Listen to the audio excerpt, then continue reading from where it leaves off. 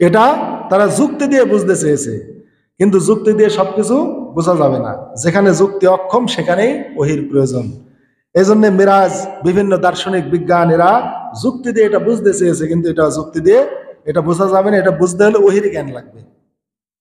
এ ব্যাপারে শুধু তারা আন্দাজে কথাবার্তা বলা ছাড়া তারা কিছুই করতে পারবে না।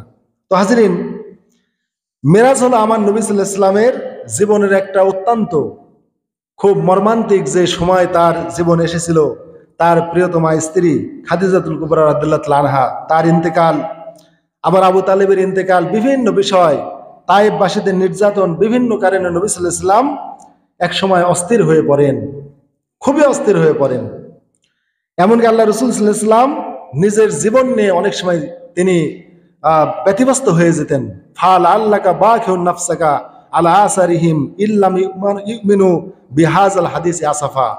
অনেক সময় আল্লাহ রাসূল সাল্লাল্লাহু আলাইহি ওয়াসাল্লাম নিজের জীবন নিয়েই তিনি অনেক সময় টেনশনে পড়ে যেতেন। ফাল আল্লাকা বাখিউন নাফসাকা আলা আসারিহিম, তিনি আফসোস করতেন, পরিতাপ করতেন যে এই বাণীর প্রতি মানুষ কেন ঈমান আনে না। আল্লাহ তাআলার বিধান নিয়ে আমি মানুষের দরবারে যাই, মানুষেরা কেন আল্লাহ তাআলার দ্বীনের প্রতি ঈমান আনে না।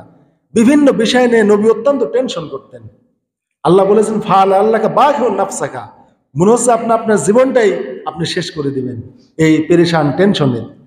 অতএব আল্লাহ রাব্বুল আলামিন এইরকম একটা পেরেশান টেনশনরত অবস্থায় বিশ্বনবীকে সান্ত্বনা দেওয়ার জন্য আল্লাহ তাআলা একটা সফরের ব্যবস্থা করেন, একটা অন্য জগৎ। এটা হচ্ছে দুনিয়ার কোনো শিক্ষা সফর নয়, এটা হচ্ছে একটা পরকালীন শিক্ষা সফর। এটা কোন জগতের? এটা অন্য জগতের। আল্লাহ রাব্বুল আলামিন যে গায়েবের জগৎ রেখেছেন, পরকালীন একটা জগৎ রেখেছেন, যার ওয়াদা আল্লাহ আমাদের দিয়েছেন, সেই জগতের বিভিন্ন নাজ নিয়ামত আমার নবীকে আল্লাহ তাআলা দেখানোর জন্য একটা সফরের ব্যবস্থা করেন। নবীর এই পেরেশানরত অবস্থায়, যখন তার প্রিয়তমা স্ত্রীও নেই, তাকে একমাত্র সহায়তা যিনি দিয়েছেন আবু তালিব, সেও দুনিয়াতে নাই। তায়েফবাসীদের নির্যাতন, যেখানে যায় আল্লাহর দ্বীন প্রচারের জন্য সেখানে অপমান, মার, রক্তাক্ত করে দেয় বিশ্বনবীকে। এইরকম একটা কঠিন মুহূর্তে যখন নবী সাল্লাল্লাহু আলাইহি ওয়াসাল্লাম ফাল আল্লাকা বাখিউন নাফসাকা আলা আসারিহিম ইল্লাম ইউমিনু বিহাযাল হাদিসি আসাফা, যখন আল্লাহর বাণীর প্রতি মানুষের ঈমান আনছে না, এই টেনশনে বিশ্বনবী পেরেশানগ্রস্ত, তখনই আল্লাহ তাআলা এই মিরাজের ব্যবস্থা করেন। আল্লাহ রাসূল সাল্লাল্লাহু আলাইহি ওয়াসাল্লাম কাবার হাতিমে শুয়েছিলেন। সহিহ বুখারী, মুসলিম সহ সিয়াসিত্তার সকল গ্রন্থেই এই মিরাজের কাহিনী আল্লাহ রাসূল সাল্লাল্লাহু আলাইহি ওয়াসাল্লাম উল্লেখ করেছেন। তো কাবার হাতিমে শুয়ে আছেন, জিবরাইল আলাইহিস সালাম একদল ফেরেশতা নিয়ে এসে বিশ্বনবীকে জমজমের কূপের কাছে নিয়ে গিয়ে বুকের উপর থেকে শুরু করে পেট পর্যন্ত ফেরে তার কলিজা বের করে জমজমের পানি দিয়ে ধৌত করে, তাতে ঈমান, তারপরে হিকমা, প্রজ্ঞা সবকিছু দিয়ে আল্লাহ তাআলার সেই ফেরেশতারা আবার সেই হৃৎপিণ্ডকে আবার ভেতরে ঢুকিয়ে এইভাবে সার্জারি শেষ করে দেন। করার পরে একটা বোরাক নামক একটা বাহন নিয়ে আসা হয়। বোরাক হচ্ছে বারকুন থেকে, এটা হচ্ছে আলোর গতি সম্পন্ন, বা দৃষ্টির শেষ প্রান্ত পর্যন্ত এর হচ্ছে এক একটা গতি। এত একটা মানে সুন্দর একটা বাহন, দূর গতি সম্পন্ন একটা বাহন আল্লাহ তাআলার পক্ষ থেকে নিয়ে আসা হয়। এই বাহনে চড়ে আমার নবী সাল্লাল্লাহু আলাইহি ওয়াসাল্লাম কাবা শরীফ থেকে বাইতুল মুকাদ্দাস ফিলিস্তিনের মসজিদে তিনি ভ্রমণ করেন। এটাকে আল্লাহ রাব্বুল আলামিন বলেছেন সুবহানাল্লাযী আসরা বিআবদিহি লাইলাম মিনাল মাসজিদিল হারামি ইলাল মাসজিদিল আকসা। এই ইসরার ব্যাপারে আল্লাহ তাআলা একটা সূরা নাযিল করেছেন, তার নাম সূরা ইসরা, যেটাকে আমরা বলি বানি ইসরাইল। তাহলে বনি ইসরাইলের দুটো নাম, একটা হচ্ছে সূরা ইসরা অথবা বানি ইসরাইল, একই সূরার দুই নাম। এই সূরার মধ্যে আল্লাহ তাআলা এই ইসরার কথা বলেছেন। তাহলে মক্কা থেকে শুরু করে ফিলিস্তিনের বাইতুল মুকাদ্দাস 1 মাসের পথ আল্লাহ তাআলা বলেছেন যে লাইলাম মিনাল মসজিদুল হারাম ইলাল মসজিদুল আকসা, রাত্রির একটা অত্যন্ত সংকীর্ণ একটা সময়ে এই সফরটা হয়ে গেল। অর্থাৎ কাবা শরীফ থেকে এই ফিলিস্তিনের বাইতুল মুকাদ্দাস এই 1 মাসের পথ রাত্রির একটা অংশে হয়ে গেল, সারা রাত লাগে নাই। সেইখানে নবী সাল্লাল্লাহু আলাইহি ওয়াসাল্লাম যাওয়ার পরে বোরাক বাঁধা হয়েছে। আল্লাহ তাআলা সকল নবীকে ওই বাইতুল মুকাদ্দাস আল্লাহ তাআলা নিয়ে এসেছেন। সকল নবীর ইমাম হয়ে আল্লাহ রাসূল সাল্লাল্লাহু আলাইহি ওয়াসাল্লাম ওখানে তিনি ইমামতি করেছেন 2 রাকাত। সেটা আল্লাহ রাব্বুল আলামিন বলেছেন আল্লাযী বারাকনা হাওলাহু লিনুরিয়াহু মিন আয়াতিনা।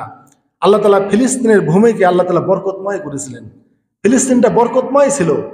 একসময় ইহুদিরা ভালো ছিল, ইহুদি জাতি একসময় ভালো ছিল। ঈসা আলাইহিস সালামেরও জন্মের 1000 বছর আগে হযরত সুলাইমান আলাইহিস সালাম এই মসজিদটা তৈরি করেছিল। অনেকবার এই মসজিদটা ভেঙে দিয়েছে জালেমরা, খ্রিস্টানরা। ইহুদিরা আবার গড়ে তুলেছে কয়েকবার।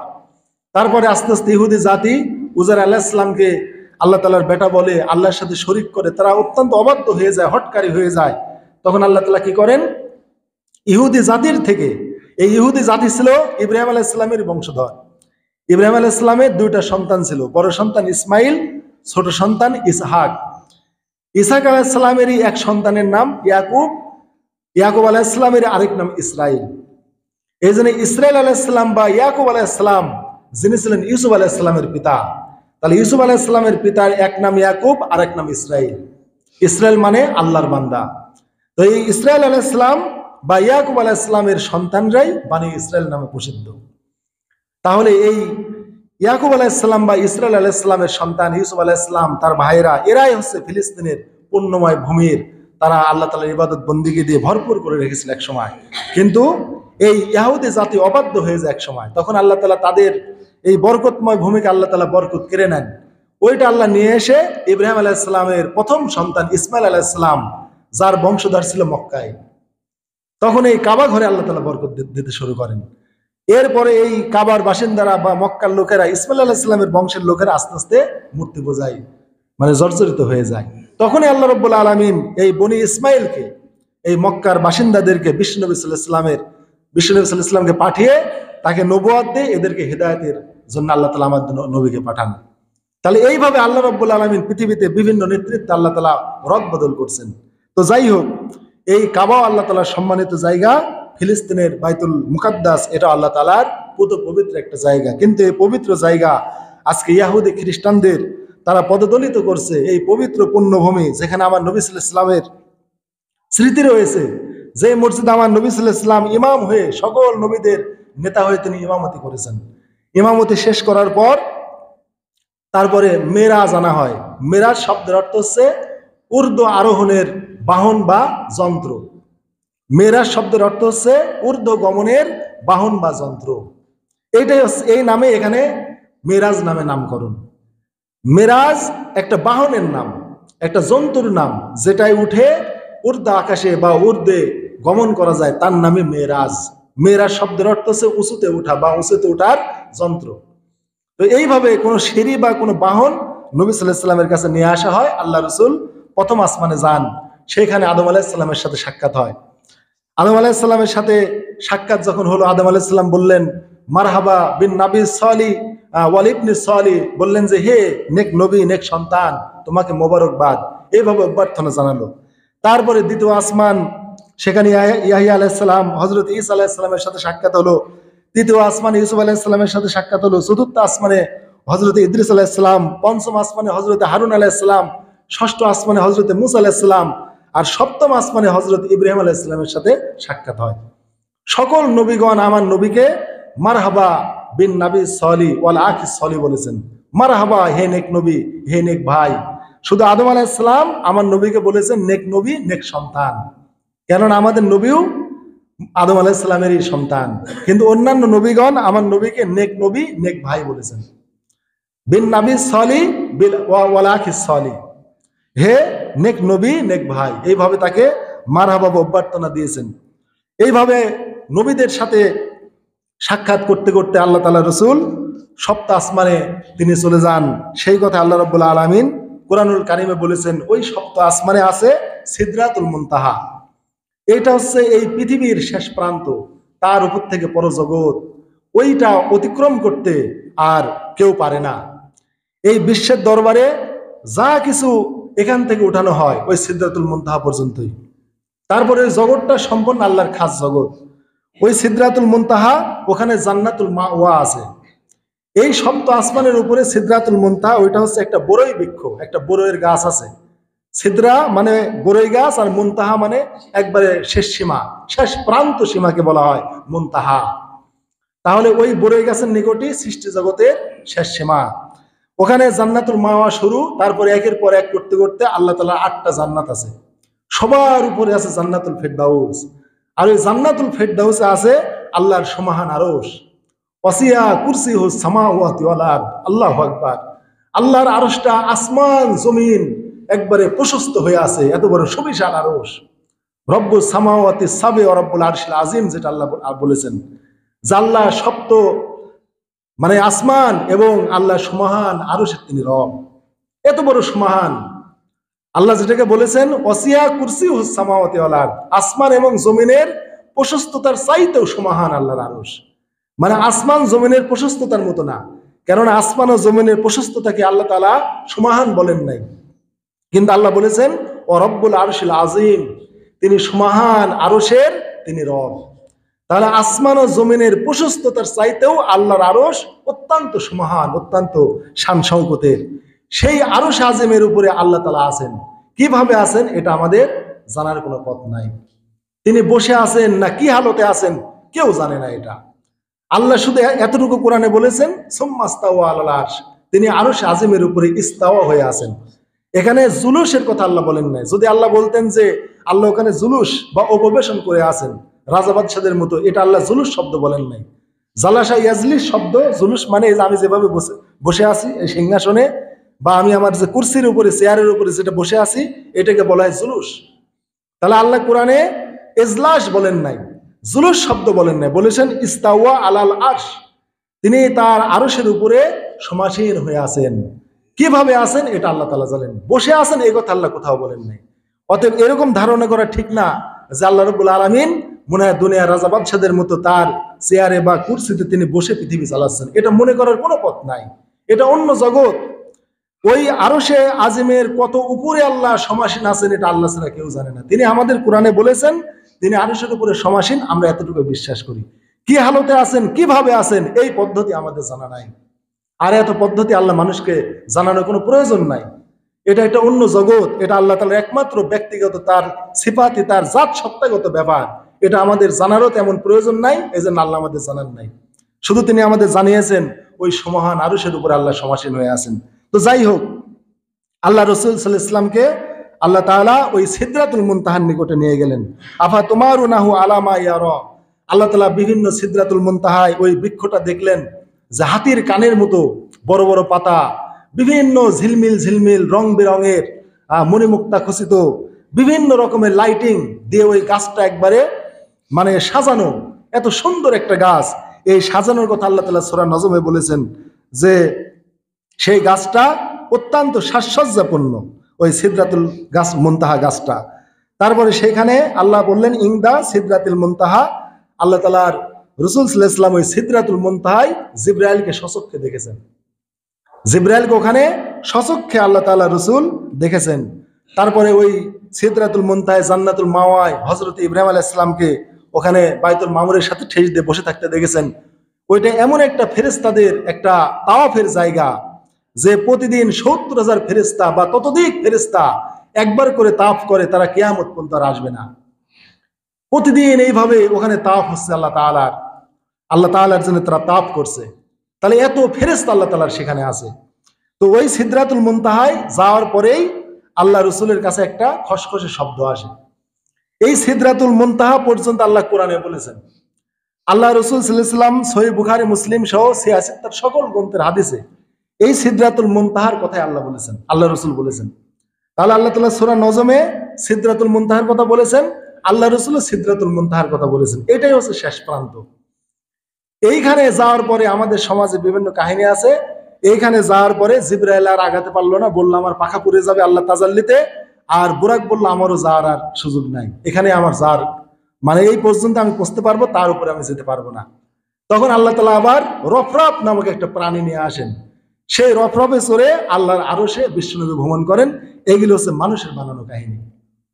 আল্লাহ তাআলা তার ওহীতে আমাদের সিদরাতুল মুনতাহা পর্যন্ত আল্লাহ আমাদের শিক্ষা দিয়েছেন। আল্লাহ রাসূল সহিহ বুখারী মুসলিমে সিদরাতুল মুনতাহা পর্যন্ত আমাদের শিক্ষা দিয়েছেন। এর বাহিরে রফরফের কথা বা রফরফে চড়ে আল্লাহর আরশে আজিমে গিয়েছেন, আরশে আজিম যাওয়ার পর্যন্ত স্পষ্ট কোনো বর্ণনা নাই। ওই সিদরাতুল মুনতাহায় যাওয়ার পরেই কলমের খসখস শব্দ শুনতে পান। ওখান থেকে আল্লাহ তাআলার বিভিন্ন নাজ নেয়ামত, জান্নাত জাহান্নাম, ওখান থেকে আল্লাহ রাসূলকে প্রদক্ষিণ করানো হয়। আল্লাহর আরশে আজিমে বিশ্বনবী গিয়েছেন এরকম কোন রিওয়ায়াত মুহাদ্দিসে কেরাম আজ পর্যন্ত খুঁজে পাননি। তারা বলেছেন যে আল্লাহর আরশে যে বিশ্বনবী গিয়েছেন এইরকম বর্ণনা কোরআন হাদিসের কোথাও নাই। এগুলো বিভিন্ন সামাজিক কথায় এগুলো শোনা যায়। অতএব রফরফ আসলো, মেরাজে আল্লাহ তাআলা আরশে আজিমের কাছে বিশ্বনবী গেলেন।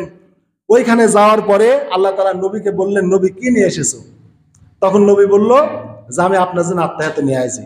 এইভাবে মিরাজ রজনীতে আত্মায়াত লাভ হয়। এটা মহা বানোয়াটি কথা। সহিহ বুখারীতে দেখে আছে দেখেন আত্মায়াত কিভাবে লাভ হয়।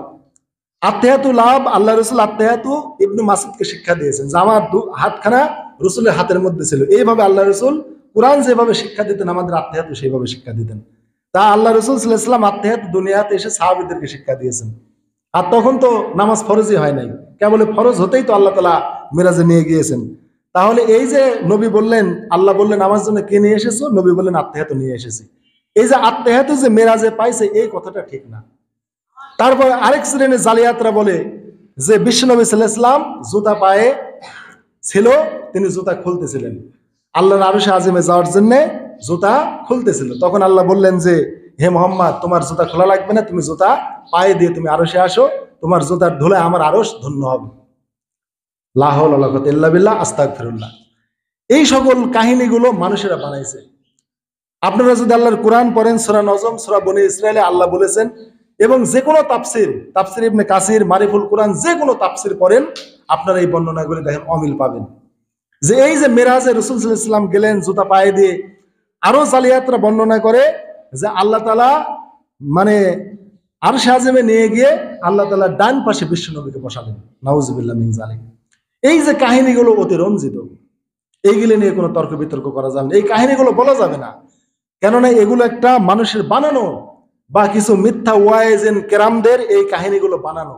যে এই কাহিনীগুলো আমি নিজে এগুলো ছোটবেলায় শুনেছি যে বিশ্বনবীকে বলল যে আপনার জুতার ধুলায় আমার আরশ ধন্য হবে।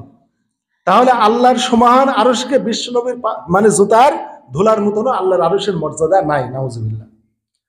অথচ আল্লাহ বলেছেন রব্বুস সামাওয়াতিস সাব'i ওয়া রব্বুল আরশিল আযীম, তিনি সুমহান আরশে আজিমের তিনি রব। তাহলে আল্লাহ রাব্বুল আলামিনের যে আরশকে তিনি সুমহান বলেছেন, সেই সুমহান আরশের মর্যাদা বিশ্বনবীর জুতার ধুলার মর্যাদাও না, নাউজুবিল্লাহ মিন যালিক। এই কথাটা কতটুকু আকীদার খেলাফ হতে পারে? যদি বলা হতো যে আরশের মর্যাদা বিশ্বনবীর পায়ের মর্যাদা সমান না, বা আরশের মর্যাদা বিশ্বনবীর জুতার মর্যাদা সমান না, একটা স্বাভাবিক কথা ছিল যে আরশের মর্যাদা বিশ্বনবীর পায়ের মর্যাদার তুলনায় কিছু না, বা আরশের মর্যাদা বিশ্বনবীর পায়ের জুতার সমতুল্যও না, তাও একটা সামঞ্জস্যপূর্ণ আমরা ধরে নিতাম। কিন্তু বলা হয়েছে যে আপনার পায়ের ধোঁয়া মানে জুতার ধুলায় আমার আরশ ধন্য হবে, মানে ধুলার চাইতেও আল্লাহর সুমহান আরশে আজিমের মর্যাদা কম, নাউজুবিল্লাহ। যে ধুলা দিয়ে আল্লাহর আরশকে মর্যাদা মানে মহিমান্বিত করতে হবে, নাউজুবিল্লাহ মিন যালিক। যে নবীর পায়ের জুতার ধুলা দিয়ে আরশ ধন্য হবে, আর আরশ এতদিন অধন্য ছিল, নাউজুবিল্লাহ। আরশ এতদিন অমর্যাদায় ছিল, বিশ্ব নবীর মানে জুতার ধুলাই এখন মর্যাদা সম্পন্ন হবে, নাউজুবিল্লাহ। এরকম বিশ্বাস কোনো মুসলমান রাখতে পারে না, এরকম বিশ্বাস স্থাপনই করা যাবে না। বিশ্বনবীর জুতা পায়ে দিয়ে মেরাজে গিয়েছেন কিনা এটা আগে প্রমাণ করেন, বিশ্বনবীর জুতার ধুলা লেগেছিল কিনা এটা আগে প্রমাণ করেন। বিশ্বনবী তো সেখানে ওযু করেছেন, তার জুতার ধুলা ছিল কিনা আসলে এটা আগে প্রমাণ করেন, তার পায়ে জুতা ছিল কিনা আসলে এগুলো আগে প্রমাণ করেন। তাহলে আগে দেখতে হবে বিশ্বনবীর পায়ে জুতা ছিল কিনা, আবার জুতা থাকলে জুতায় আবার ধুলা ছিল কিনা। এইগুলো থাকার পরে আপনি কাহিনীগুলো বলতে পারেন। কিন্তু জুতায় পায়ে ছিল কিনা, তিনি তো ওযু করেছিলেন, তিনি ইমামতি করেছেন, তিনি বাইতুল মুকাদ্দাসে সকল নবীদের ইমাম হয়ে তিনি নামাজ আদায় করেছেন। অতএব এই ধুলাবালি পায়ে নিয়েই তিনি এভাবে তিনি মেরাজে যাবেন। তাহলে তো নাউজুবিল্লাহ নবী মানে নবীকে বেনামাজি বানাতে চায় এরা। এই কাহিনী দিয়ে মানে নবী পাক পবিত্র ছিল না। এত বড় বিশাল সফর যে নিজের পায়ের জুতার ধুলাও তিনি ঝাড়তে পারেন না, নাউজুবিল্লাহ। নবী এত অপরিষ্কার ছিলেন না যে তার জুতায় ধুলা থাকবে, আর এই ধুলার জুতা পরেই এত বড় বিশাল সুমহান সফর, আর সেই সফরে তিনি যাবেন যেখানে সহিহ হাদিসে বলা হচ্ছে যে বিশ্বনবীর কলিজাটা বের করা হয়েছে, বিশ্বনবীর হার্ট সার্জারি করা হয়েছে, তার ভিতরে তার হার্ট সার্জারি করে বক্ষ ছিঁড়ে হৃৎপিণ্ড বের করে জমজমের পানি দিয়ে ধুয়ে দেওয়া হয়েছে। তাহলে বিশ্বনবীর ভিতরের কলিজা পর্যন্ত ধুয়ে দেওয়া হলো, আর জুতাটা ধুয়ে দেওয়া হলো না, নাউজুবিল্লাহ মিন যালিক। এগুলোকে কখনো ভেবে দেখেছেন? এই মিথ্যা ওয়াইজিন কেরামরা এই রজব মাস আসলে মিরাজ কেন্দ্রিক কাহিনীগুলো বলে। তাহলে যেখানে বিশ্বনবী হৃদয়ের হৃৎপিণ্ড বের করে জমজমের পানি দিয়ে ধৌত করে হিকমা প্রজ্ঞা দিয়ে আল্লাহর তাকওয়ায় ভরে দিয়ে আবার অপারেশন আবার সেলাই করে দিয়েছেন। বিশ্বনবীকে কয়েকবার তার সেনাচাক করা হয়েছে, তার মধ্যে মিরাজের রাতে একবার।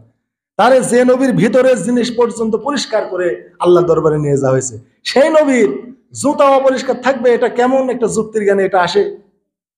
কোরআন হাদিস বাদই দিলাম, সাধারণ একটা যুক্তি দিয়ে বলেন তো, যে নবীর ভিতরে হৃদয়ের জিনিস বের করে সেই হৃদয়কে আপনার ধৌত করা হয়েছে, আর সেই নবী এরকম তিনি অপবিত্র বা জুতায় ধুলাবালি ভরা নিয়ে তিনি আল্লাহর দরবারে যাবেন?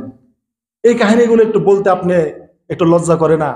হৃদয় কাঁপে না? নবীর নামে মিথ্যা বলবেন, আল্লাহর নামে মিথ্যা বলবেন, একটু চিন্তা করে বলবেন না এর কোনো সনদ আছে কিনা, কোথার থেকে বলছেন, কোন গ্রন্থে আছে, কে বলেছেন? আপনি তাফসির ইবনে কাসির পড়েন, বুখারী মুসলিম পড়েন, সকল হাদিসের গ্রন্থে মেরাজের হাদিস আছে। মেশকাতে অগণিত হাদিস আছে, একটা অধ্যায় আছে, সকল গ্রন্থ থেকে মেশকাতে এই হাদিসগুলো সংকলন করা আছে। তাহলে এই সকল মিথ্যা কাহিনী মেরাজ কেন্দ্রিক আমাদের বাদ দিতে হবে। এজন্য মেরাজের সঠিক কাহিনী আমাদের সমাজে খুবই কম। এ সকল কাহিনীগুলো মেরাজে যে বলা হয়, এই কাহিনীগুলো মেরাজ কেন্দ্রিক না। এগুলো আরো যে কথাগুলো বলা হয় এগুলো সাংঘাতিক মিথ্যা কথা, নবীর নামে বললে তারও মিথ্যা। এজন্য আল্লাহ তাআলা বলেছেন, আফা তুমারুনাহু আলা মা ইয়ারা, তিনি যা দেখেছেন এটা নিয়ে তার সাথে তর্ক করো না। অতএব নবী যেটা বলেছেন মেরাজের ব্যাপারে এটাই আমাদের বিশ্বাস করতে হবে, তার বলার বাহিরে আমাদের কিছু বলার অবকাশ নেই। কেননা অন্য জগৎ, এটা কোন জগৎ? অন্য জগৎ, তিনি একাই এটা দেখেছেন। অতএব আল্লাহ তাআলা তার নবীকে কি দেখাইছেন, আল্লাহর সাথে তার নবীর কি কথাটুকু হয়েছে, এই এই এর বাহিরে আমাদের জানার কোনো পথ নাই। যেমন আল্লাহ রসুল বলেছেন যে ওই সিদরাতুল মুনতাহায় পৌঁছলাম, কলমের খসখস শব্দ হলো এবং আমার প্রতি ফরমান দেয়া হলো যে আপনার উম্মতের প্রতি 50 ওয়াক্ত নামাজ আমি আল্লাহ ফরজ করেছি। তাহলে এইটা নবী বলেছেন। তখন ফিরার পথে মুসা আলাইহিস সালামের সাথে সাক্ষাৎ হলো, বললো যে আমার অভিজ্ঞতা থেকে বলছি আমার উম্মতে, আপনার উম্মত 50 ওয়াক্ত পারবে না, ফেরত গিয়ে আল্লাহর কাছে ক্ষমা নিয়ে আসেন। বারবার গেলেন, প্রত্যেকবারে আল্লাহ 10 কমাতে থাকলেন। কত 10 আল্লাহ কমাতে থাকলেন। শেষের বারে আল্লাহ যখন 10 ওয়াক্ত বাদ থাকলো, তখন আল্লাহ শেষের বারে 5 কমালেন। তাহলে কত থাকলো? 5 থাকলো। তারপরে আবার মুসা আলাইহিস সালাম বলেছেন ফিরে যান, 5 ওয়াক্ত পারবে না। কিন্তু আল্লাহ জানিয়ে দিয়েছিলেন যে আমি যা বরাদ্দ করেছি তা বরাদ্দ, আমার নিয়মের ব্যতিক্রম নাই। আমার বরাদ্দই যে ব্যক্তি 5 ওয়াক্ত নামাজ আদায় করবে তাকে 5×10 50 ওয়াক্ত নামাজের সওয়াব আমি আল্লাহ দেব। তাহলে একটা মানে নেক কর্মে 10 গুণ প্রতিদান। 1 ওয়াক্ত নামাজ পড়লে 10 ওয়াক্ত নামাজের সওয়াব, তাহলে 5 ওয়াক্ত আদায় করলে 50 ওয়াক্ত নামাজের সওয়াব। এই ফরমান আল্লাহ তাআলা দিয়ে দিলেন। এই জন্য মেরাজের ব্যাপার আল্লাহ রাসূল সাল্লাল্লাহু আলাইহি ওয়াসাল্লাম যা বলেছেন আমরা সেটাই আমরা বলবো। তারপরে জান্নাত জাহান্নাম এইগুলো আল্লাহ তাআলা তাকে প্রদক্ষিণ করিয়েছেন, এগুলো স্পষ্ট সহিহ হাদিসের বর্ণনা। তিনি জাহান্নাম প্রদক্ষিণ করতে গেলেন, জাহান্নামে গিয়ে বিভিন্ন পাপী তাপির তিনি দৃশ্য জাহান্নামের মধ্যে দেখতে পেলেন। আমরা দুনিয়াতে আছি, কিন্তু আমরা যদি জান্নাতি হই, আমাদের জান্নাতে আমাদের নাজ নিয়ামত আল্লাহ তৈরি করে রেখেছেন। কেননা আল্লাহ বলেছেন উইদ্দাত লিল মুত্তাকিন, আবার বলেছেন উইদ্দাত লিল কাফিরিন। জান্নাতের ব্যাপারে বলেছেন মুত্তাকিনদের জন্য প্রস্তুত, আবার কাফেরদের জন্য বলেছেন উইদ্দাত লিল কাফিরিন, জাহান্নাম কাফেরদের জন্য প্রস্তুত। পাপী তাপীদের জন্য জাহান্নাম প্রস্তুত, মুত্তাকিদের জন্য জান্নাত প্রস্তুত। অতএব আল্লাহ তাআলা আগে এগুলো ফয়সালা করে রেখে দিয়েছেন, আমাদের শুধু ওইখানে প্রবেশের যোগ্যতা অর্জন করতে হবে। জান্নাতে করলে আমরা সেই নিয়ামত আমরা ভোগ করতে পারবো। আর আল্লাহ আমাদের প্রস্তুত করে রেখেছেন, কিন্তু আমরা যদি সেই ঘরে আমরা ঢুকার বা জান্নাতে ঢুকার যদি যোগ্যতা অর্জন না করি, তাহলে সেই নিয়ামত আমরা ভোগ করতে পারবো না। এই জন্য বিশ্বনবী একটা উদাহরণ দিয়েছেন, যে আমার উদাহরণ হচ্ছে যে এক লোক একটা ঘর বানাইছে, ওই ঘরে খুবই সুন্দর খানাপিনার আয়োজন করেছে। তারপরে একজনকে বললো তুমি রাস্তায় যাও, গিয়ে যাকে পাবে তাকে দাওয়াত দিয়ে এসে ঘরে আনো, বলে যে ঘরওয়ালা একটা ঘর বানাইছে সুন্দর এবং ঘরে অত্যন্ত সুন্দর খানার আয়োজন করেছে, তা আপনারা আসেন এই ঘরে ঢুকে সুন্দর খানাপিনা খান। আল্লাহ রসুল বলেন ওই আহ্বানকারীর আহ্বান শুনে ওই যে পথিক ওই ঘরে আসলো, সে ওই ঘরের সুন্দর খানা খেতে পারলো, আর ঘরের মালিক তার প্রতি সন্তুষ্ট হলো।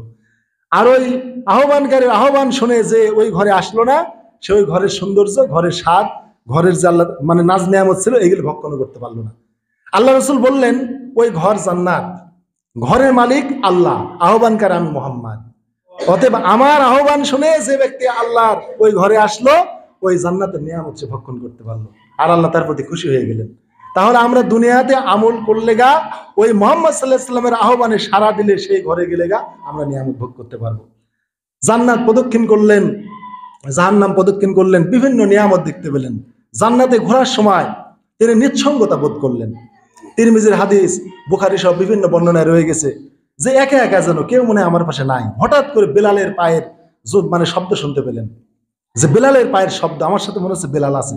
রাসূল সাল্লাল্লাহু আলাইহি ওয়াসাল্লাম একটু শান্তি পেলেন যে আমি একা না, এত বড় সুবিশাল জান্নাতে আমার একজন সঙ্গী আছে।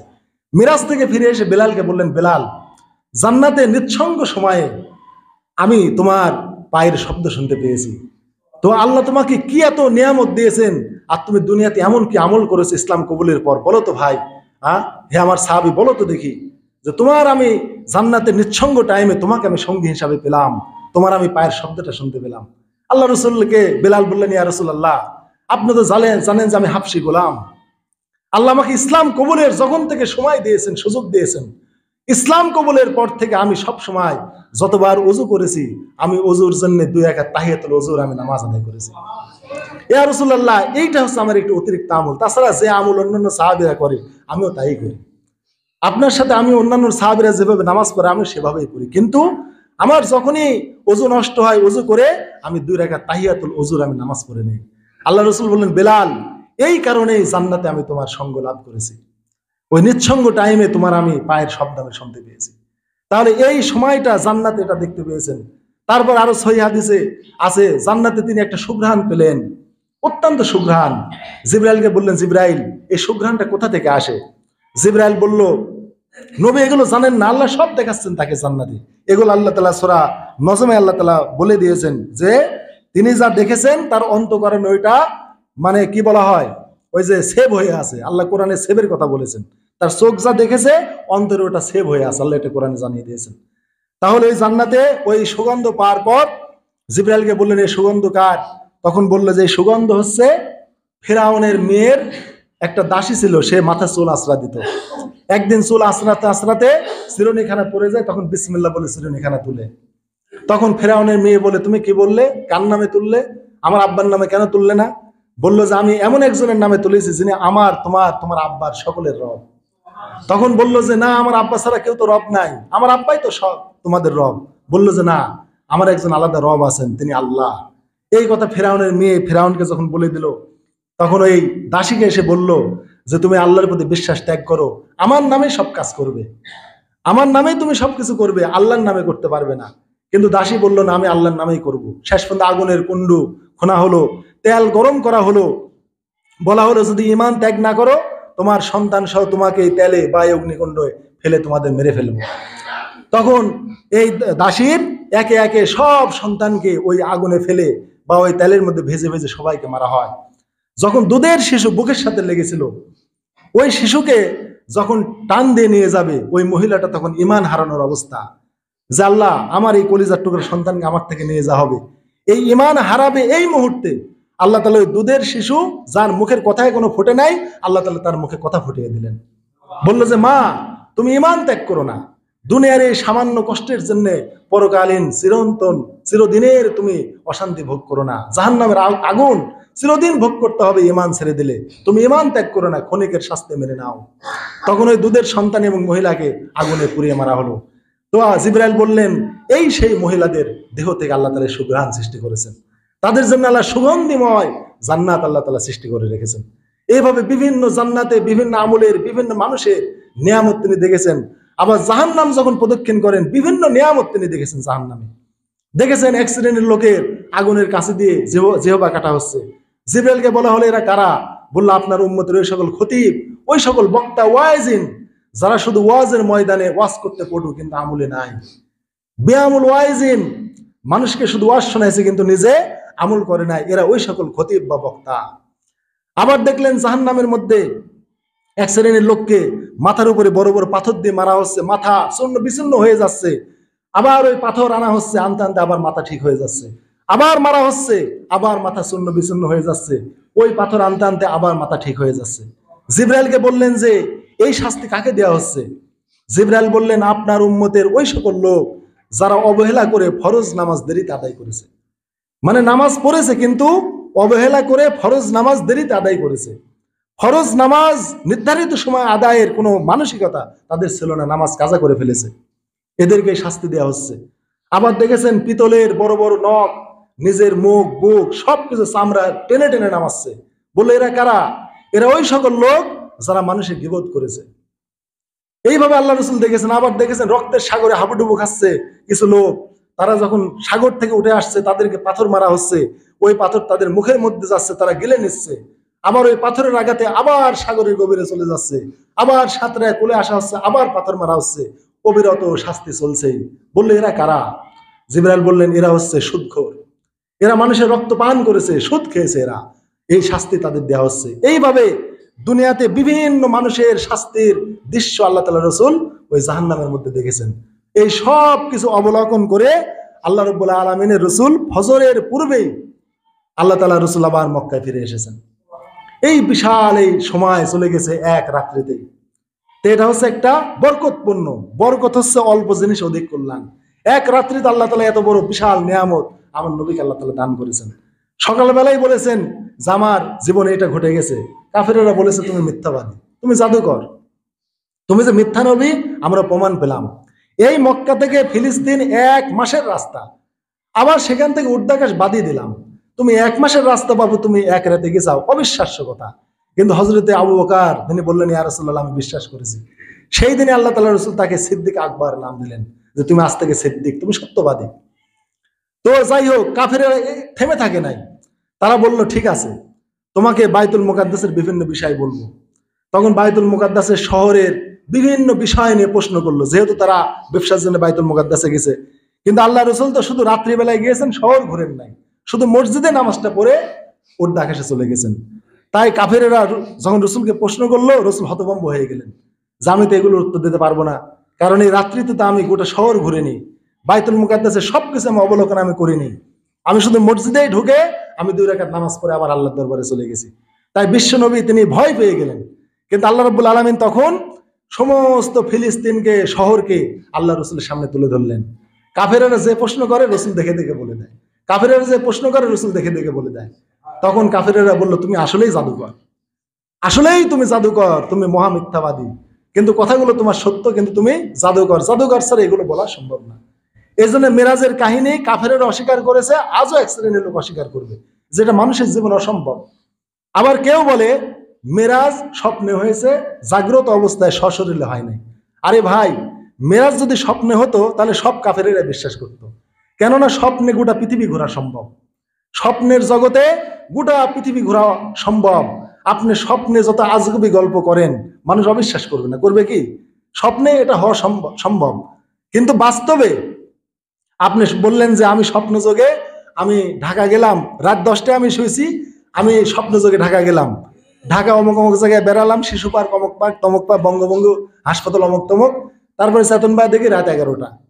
তাহলে আপনি 10টায় শুলেন, 11টার কথা বললেন, 1 ঘন্টায় এত কিছু দেখেছেন, কেউ অবিশ্বাস করবে? কেউ করবে না।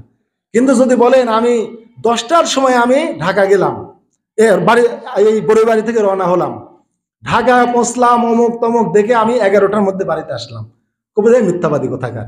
1 ঘন্টায় এটা সম্ভব? এই দীর্ঘ 400 কিলো রাস্তা তুমি 1 ঘন্টায় তুমি ভ্রমণ করলে, আবার এত এত জায়গায় তুমি ভ্রমণ করলে। এই সেম বিশ্বনবীর জীবন এটা। বিশ্বনবী যদি বলতেন আমি স্বপ্নে মক্কা থেকে মদিনা ফিলিস্তিনে গিয়েছি, ওখান থেকে সপ্তাহ আকাশ ভেদ করে সিদরাতুল মুনতাহা জান্নাত জাহান্নাম দেখে এসেছি, কোনো কাফের অবিশ্বাস করতো না। কিন্তু নবী যেহেতু বলেছেন যে আমি সশরীরে গিয়ে দেখেছি, তাই তোর অবিশ্বাস করেছে। এই জন্য বিশ্বনবীর মেরাজ সশরীরে হয়েছে। যদি স্বপ্নে হতো তাহলে কাফেরেরা ঈমান আনতো। অতএব কাফেরেরা যেহেতু অবিশ্বাস করেছে, অতএব এখান থেকে প্রমাণ হয় বিশ্বনবীর মেরাজ সশরীরে হয়েছে।